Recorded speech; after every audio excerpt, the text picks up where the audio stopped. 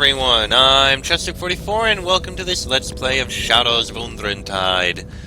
Last episode, we went to speak with this Durnan person who's in charge of the yawning portal over Undermountain and knows more about it than probably anyone else. Only for the inn to be attacked by the Drow. We managed to chase him off, but then a Beholder showed up and knocked us flat on our ass. The other four adventurers, Dalen, Linu, Tommy, and Sharwin, all ran down after it, and they're somewhere in there. They're gonna have to survive. We're still here so we can plan and prepare. And we also have Deacon here! Deacon greets the noble hero! Furiously riding away in a small tome, the small kobold is not aware of your approach. When he glances up and notices you, he smiles broadly. Boss, you comes to big human city. Somehow Deacon just knew you would come. Deacon! I haven't seen you for ages! Yes, it has been a long time, boss. Deacon be real busy for a long time, traveling and writing book. Deacon be famous bard now. I have the copy of that book, actually. Ooh, you gets book? Deacon so very pleased. Did you read it, boss? Did you likes it? It started off good, but, got a bit rushed towards the end. Deacon shrugs. Deacon and boss be a big flying city at end, remember? There be lots of, screaming and running. Not so much time to take notes, so Deacon tries to remember as much as he can. Yes, much screaming and running, especially in that last area. Deacon, I know I was suffering from the fear effect, but did you have to write about that little trail of urine that was coming from me that one time? I mean, I got so teased for that. Good news be that Deacon work on new book now. See? Deacon not got title for it yet, however. Is that one about me as well? No. It could be, though. Boss come to Waterdeep just like Deacon because there be call for heroes. Second book be about Waterdeep and heroes like Boss and Deacon. What do you know about this situation here exactly? Deacon know lots. Deacon is bard after all, and Undermountain be great legend. You know things about Undermountain. Deacon not only knows things about Undermountain, Deacon know plenty of things about Drow and Underdark too. Old Master Timo Farrar used to speak about it all the time. Deacon knows, for instance, that Undermountain was made by a human named Halaster way back before City was here. Was just little dungeon back then, maybe, but humans got so carried away. Deacon know lots about Undermountain inside, too.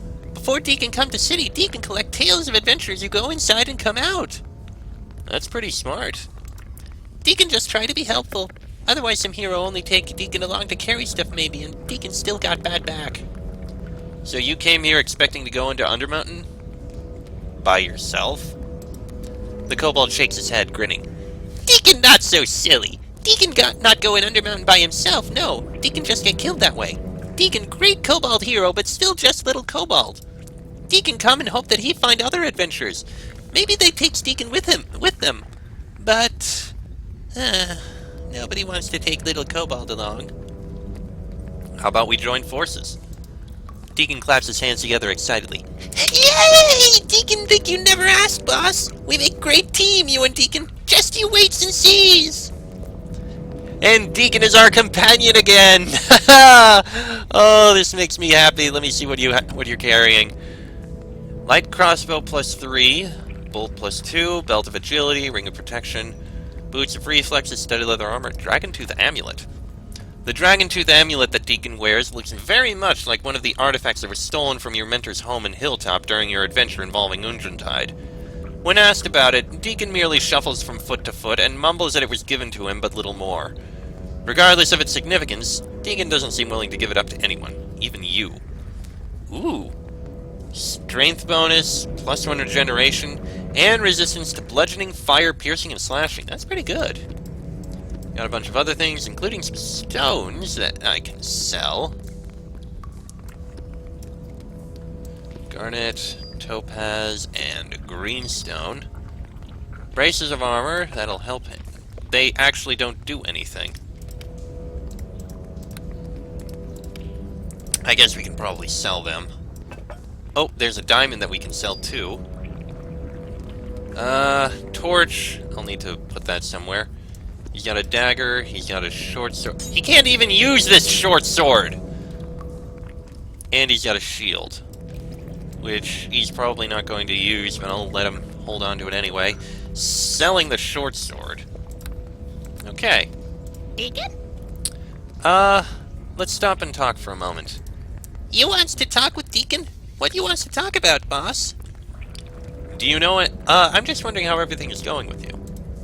Deacon tired. Feet is sore. Back is hurting. Little Deacon feel like bag of clam shells bashed on ground repeatedly. Overall is okay. Is there be something else you wants to talk about, boss? Do you know anything about Halaster? Mage who builds Undermountain? Deacon knows a little bits from stories. Tell me what you know about him, then. Well, his full name be Halaster Blackcloak, Deacon remembers. And he be very old. Some people say he even be older than Elminster. Deacon reads book once that say Halaster come to Waterdeep before City was here.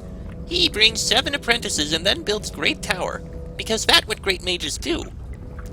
Are his apprentices still alive? Deacon not think so. Books say that Halaster kills most of apprentices. Some goes with him later into Undermountain maybe, but nobody know what happens to them then. There's a tower? Is it still in Waterdeep? Not anymore. Deacon believed that Yawning Portal Inn be on spot where tower once was. That why it got entrance to Undermountain. Just how long ago was this, anyway? More than 1,000 years, maybe? This be legend, boss. It not great when it comes to dates, you know. Okay, go on. Well, books say that Halaster was a little bit crazy even then. Apprentices not see him much, as he hides even in own tower. He built tower deeper and deeper to hide and talks to demons. Then one day, Halaster make tower go too deep and he break into old dwarf mines. There be no dwarves anymore, just lots of monsters. So Halaster move into mines and he not seen anymore. That be Undermountain. Why did he disappear into the mines? Deacon guesses he just too crazy. He goes all paranoid and thinks everybody out to get him, maybe. Nobody really sure why Halaster is like he is. What had happened to all the dwarves? That be different story. If Deacon remember, they all gets killed by Drow. So when Halaster comes, it already be all one big dungeon. Some stories say Halaster kills all Drow he finds first. Maybe they mad at him? Undermountain doesn't look like a dwarven mine, though. Not anymore. Over centuries, Halaster builds and changes dungeon. They says he alters layout all the time just to be safe, and he moves through the walls. So all these monsters were originally in Undermountain? Some, maybe. Halaster summons monsters all the time and sets up puzzles and traps and lairs. To guards him, maybe, or just to kills people? Deacon not knows. You know, Elminster once say that Undermountain be biggest adventurer graveyard in all of Faerun. Deacon wonders if that be true. How is Waterdeep able to grow over top of Undermountain?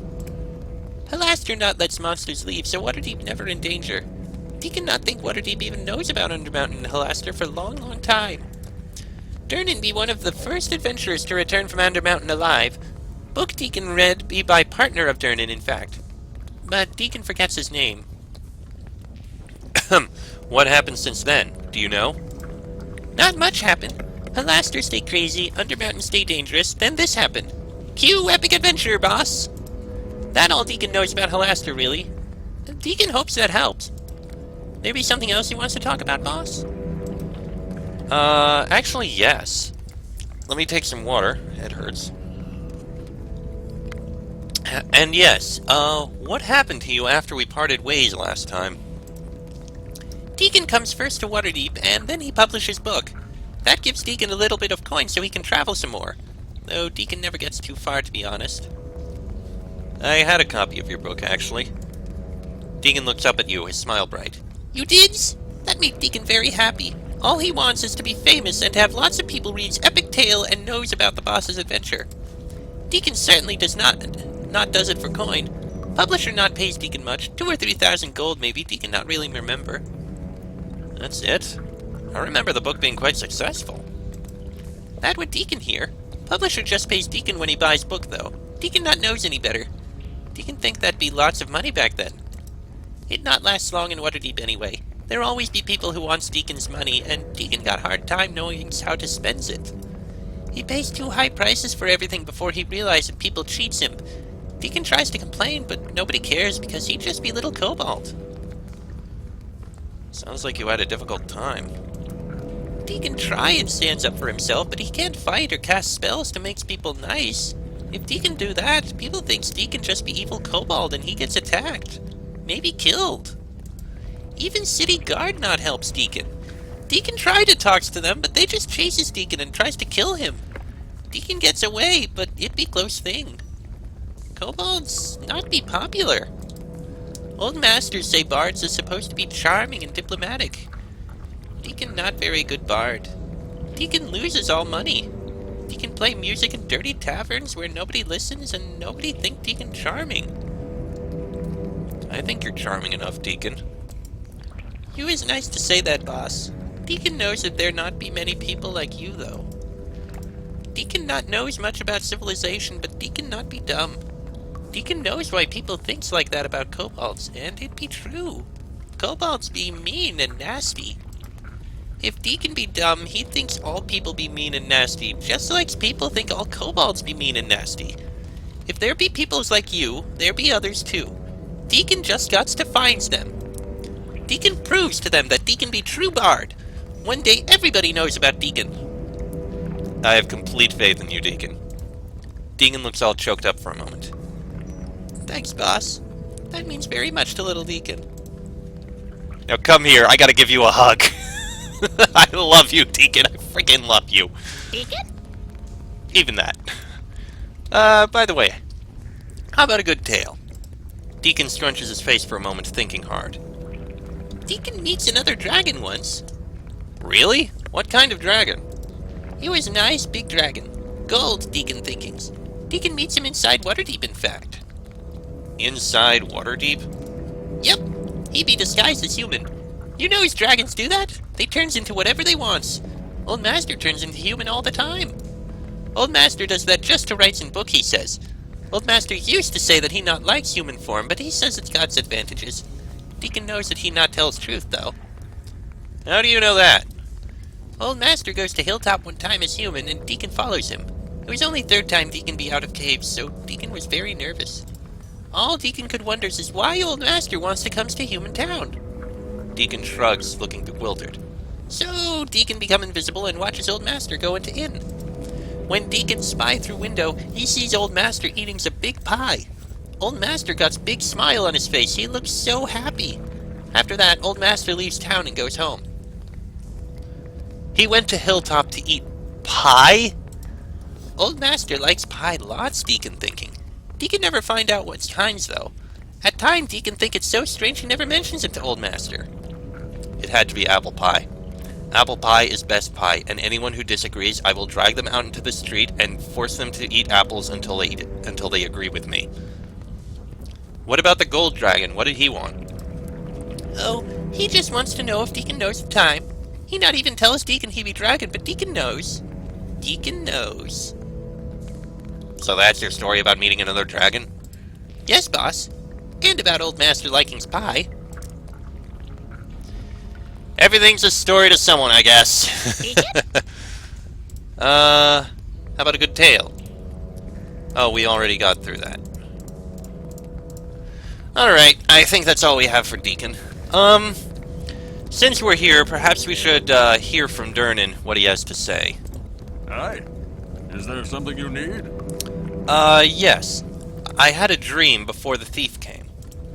Durnan raises a quizzical eyebrow. A dream? What sort of dream?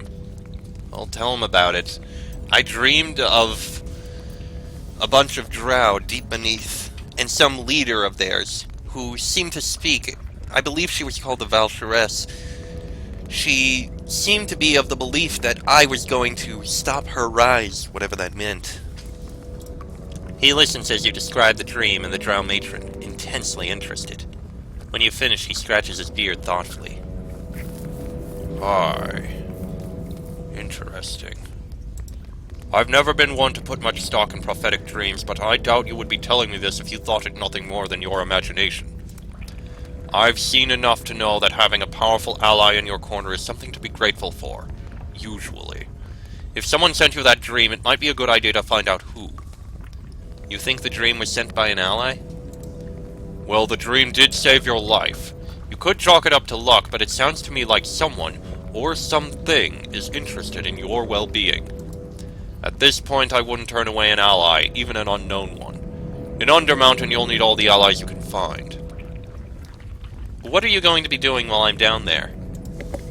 Keeping my inn safe, naturally. Overseeing the guards, watching the swell, trying to round up more adventurers to join in the city, though I have my doubts on that point. Don't worry, however, I won't go too far. I'll be here to bring you back up the well when you need me to. I'd like some questions answered. Of course, what would you like to know? Where can I get some supplies? Most of the stores in the district are closed, seeing as there's very little traffic coming through with the curfew. Argali's the type who would be stubborn enough to remain open regardless. You'll find her shop just to the south when you go outside. And you could probably convince Sobre to open up for you as well. He sells wizardly goods across the street. Some gold for equipment could really help out my quest. I suppose it's only fair that you get something up front for what we're asking of you. Here you go, 500 gold. That's all I have on hand. That should tide you over for the moment, I hope. Is there any other help I can provide, supply-wise? I'd like to know more about Undermountain itself. I suppose I'm as much authority on that topic as one can be, short of Halaster himself, of course. Ask away, and I'll do my best to help you. Tell me more about Halaster. Ah, well, now, let's see. Halaster was a powerful mage who lived in this area before Waterdeep was even established. His laboratories and such were inside the mountain here. Some people say he grew mad and paranoid as the years passed and burrowed his treasures deeper and deeper into the mountain, placing traps and monsters in the way of intruders. By the time the city appeared, the Mad Wizard ruled over a deadly labyrinth that snakes all the way down to the Underdark itself. You says that it goes down to the Underdark? They say if you go down deep enough, you'll leave Undermountain entirely and you'll end up in the underground realms of the Drow, though I don't know anyone who's ever gone that deep and come out alive. We think the raiders are originating in the Underdark and coming up through Undermountain to attack the city. In the past, however, they've been no more safe in Halaster's realm than anyone else. So why is it that they can pass Undermountain now? It's a question that needs answering. Has Undermountain been a problem before? Aside from the odd incident, no. Halaster was content to leave Waterdeep in peace. The only real danger that Undermountain posed was to those who chose to venture into its depths. Obviously, things have changed quite drastically. I don't know why the Drow and other Underdark creatures are able to pass through Undermountain now, but you have to find out. So it's a dungeon full of traps, then? That's a bit like calling the Underdark a cave with a few monsters in it. Undermountain is as dark, twisted, and deadly as its creator. Halaster has spent centuries entombed in there, his madness driving him to create a bizarre, ever-changing realm that sane minds can hardly comprehend. Elminster called it the largest graveyard of heroes anywhere. That's as good a description as any. Let your guard down in Undermountain for a single second and you will soon be very dead. I think I get it now. I expect Undermountain is something you have to see for yourself to truly understand. Anything else you want to know? What can I expect to face when I'm down there? Now that's not an easy question to answer. Remember, the designer was completely insane. Even the creatures that take up the many layers Halaster has provided change almost constantly.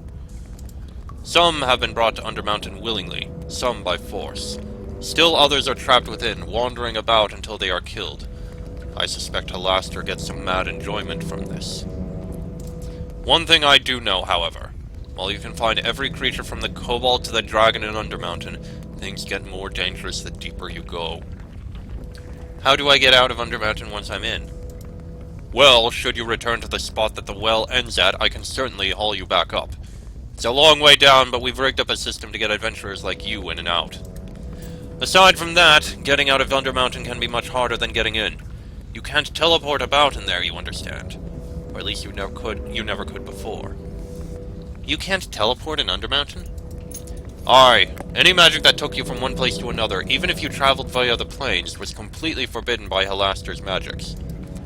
Only his own devices, magical rings, and strange paths that would take you from one part of the dungeon to the other, worked inside that madman's dungeon. I have a relic that allows me to teleport through the planes. Well then, if it works, consider yourself lucky. Either its magic is more powerful than Halaster's, or the protections are truly gone. Either way, you've got an advantage no one else has ever had. Are there any maps of Undermountain that exist? None that would do you any good. The layout of Undermountain changes every now and again. Sometimes the rooms are the same, but they aren't where they once were. Sometimes the traps within them have changed completely. I imagine it's all part of Halaster's mad scheme to keep intruders out. If you're lucky, the layout won't change while you're within. If not, well, you'll have to make do. I imagine so. I'd like to know more about these attacks. The attacks on Waterdeep. I know more than most, I suppose. What do you want to know? Is it only the Drow who have been attacking the city? No, though it would be fair to say that they're the ones in charge of these raiding parties. They almost always seem to be leading the attacks. If they are behind this, however, how is it that they are able to bring their army through Undermountain unscathed? That is something Halaster has never allowed before. Why now? How long have these attacks been going on? 3 weeks now. The first battles were the worst, as they took the city completely by surprise. The Lords have organized our forces since then. There's simply no way for us to strike back, however. You can lose an entire army in Undermountain easily. The same should be said for our opponents, however, so why isn't it? We can only shut down the city for so long before our problems mount. The Lords estimate another 2 weeks, maybe, before drastic measures will be required. What drastic measures? Collapsing the mountain, if we can. But that's a last resort. Half of Waterdeep would be destroyed along with it, and that's assuming Halaster doesn't have some kind of spell protecting Undermountain. Why aren't the entrances to Undermountain simply closed? Easier said than done. There are numerous entrances we don't know about, and as you can see, the entrances are more than just holes in the ground. There's powerful magic involved here. Halaster's magic.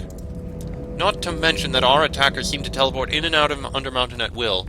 Halaster never used to allow that to happen. I didn't even know if it was possible. Why shouldn't it be possible? Durnan scowls deeply. Once you enter Undermountain, any kind of teleportation doesn't work. That's the way Halaster designed it. Even spells that take you to the plains, even the most powerful traveling spells, none of them work. That's the way it's always been.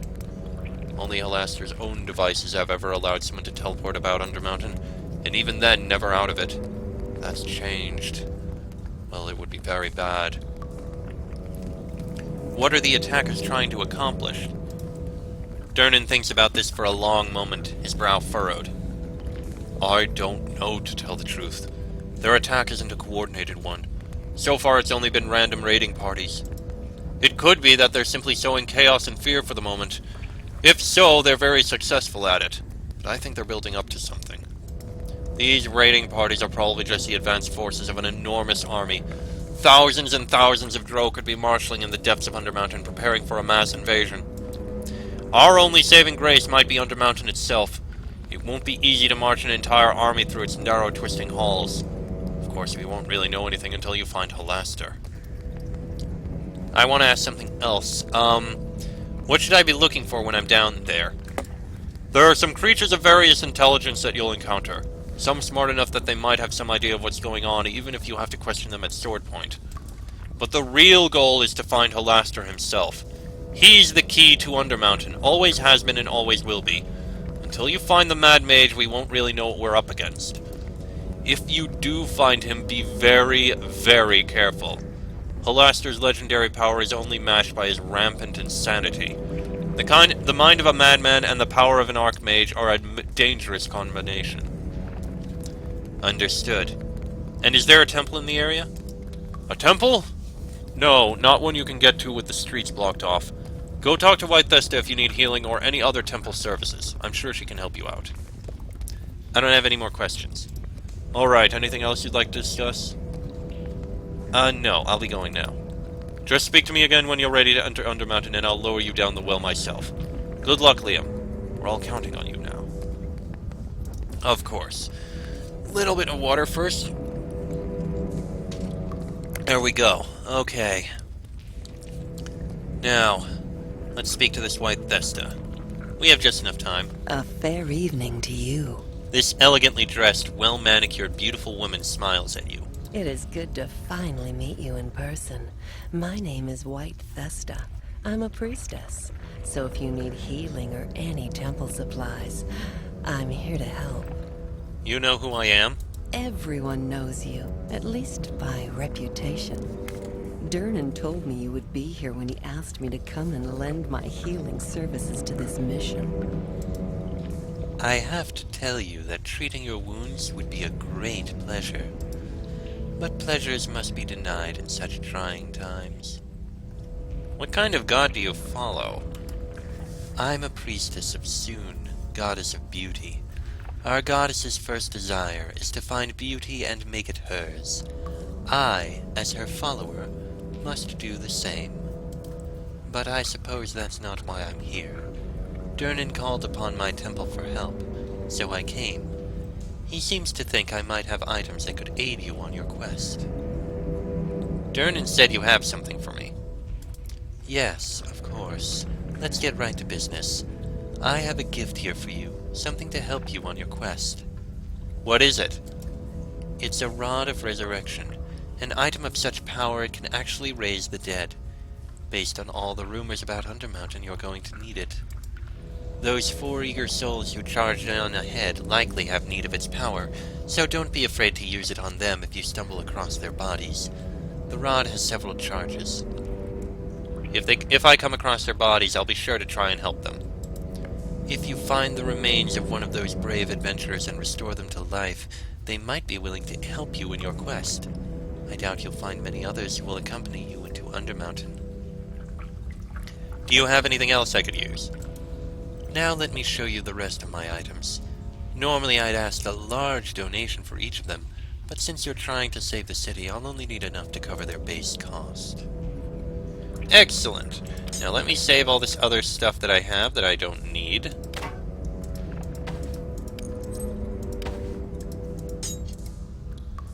Including the dagger.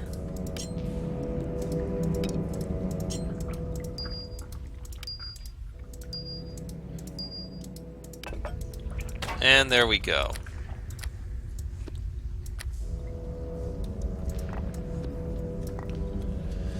Okay, so what do we got here? We've got a bunch of tower shields and other shields here. Half plate plus 3. It's lighter than the full plate I'm wearing. Cloak of fortification would be something. Weapon-wise, I think we're good on that. Scrolls, we'll probably need some of these. Restoration would be handy. Magic items, nothing I need to grab there. Cloth dye, yes, you can actually dye your things, and some holy water. Nothing I want to grab right now. What I'd like to have, what I'd really like to have is, what was it? Potions. No, not potions. Bags. Bags to hold all the potions and other items I'm finding here. Because that would all be very useful. Especially because it would help with weight. Hell, having some gauntlets of ogre power would be wonderful. But I'm pretty sure there aren't any here. I'd love to have a bigger shield. But perhaps I shall save, because I'm pretty sure there are some stores outside that we'll have to look at. And we'll go look at them in the next episode, because this one has gone on about long enough. So, I am going to go ahead and end this episode here. I'm also going to do a slight change here. That there, and that there. Actually, moving this back over to here.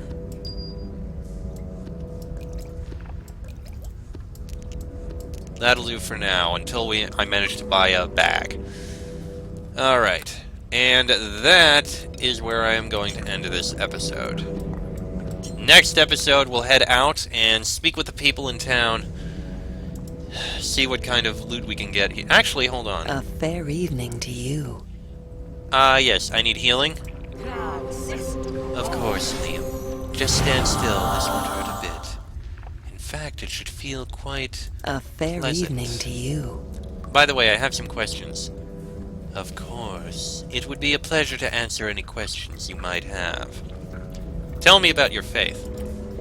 The followers of Soon worship beauty in all its forms. We desire to possess those things we recognize as beautiful, and we aren't afraid to express this desire. I'm not going to ask to honor your god together. No. What do you know about Undermountain? Very little. A dark and dangerous place. Normally I find both danger and the dark to be very stimulating, but Undermountain is a little too dark and dangerous for my taste. You should speak to Dernan about this, or maybe Tanneril, the old paladin upstairs. He used to adventure into Undermountain, though he's not nearly as adventurous as I was hoping. What do you mean by that? She gives you a mischievous grin. I spoke with him earlier, and he wasn't the least bit interested in exploring with me. Isn't he a little old for you? Soon knows that beauty comes in many forms, and there's a lot to be said for experience. Unfortunately, he told me it wouldn't be proper. Good on him. Tell me about your faith. Oh no, do you know anything about these attacks? No more than you, I suspect. I've heard you were attacked in your own bed. She arches her eyebrows. That's why I'm careful to make sure I never sleep alone. Okay, I'll be going now. Goodbye, Liam. I do hope we get the chance to meet again later. Indeed. Anyway, as I said, I'm ending this episode here. Next episode, we'll go into town and see if we can find any better armor or shields or anything. That'll be in the next episode. So until then, I'm Chester44, that is Liam Johnson, and Deacon. This has been a Let's Play of Hordes of the Underdark, and I shall see you all next time.